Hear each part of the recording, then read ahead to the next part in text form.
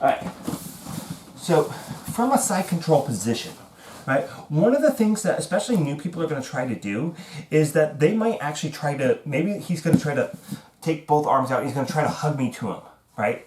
It's going to be a pretty common thing, right? So he gets the unhook on this side, and he's really like gripping and trying to hug me to him, right?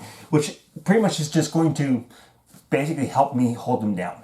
But I'm going to start to bring my arm up to my own shoulder here.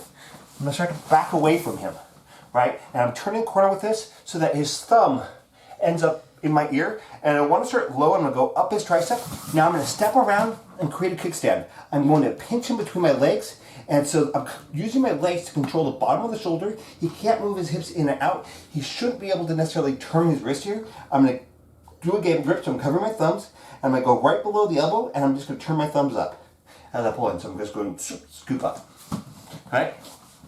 Now, he doesn't necessarily have to do that on his own, right? So what I might do from here is I might switch to a crossbody position. So I'm going to take his head, I'm going to put it on my thigh, I'm going to pinch my elbow to my knee here. I'm going to take my other arm, I'm going to push and force my thumb down to the mat.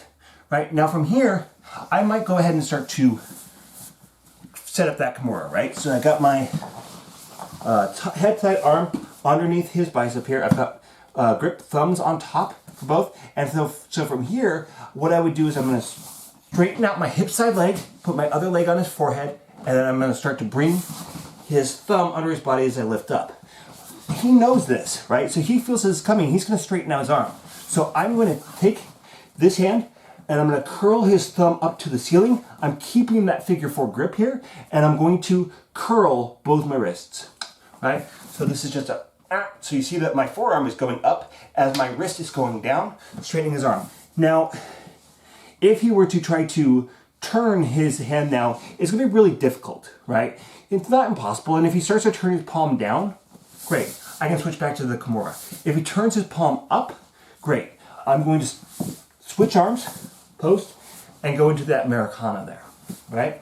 But one of the things that can happen from this, so I get this down, right?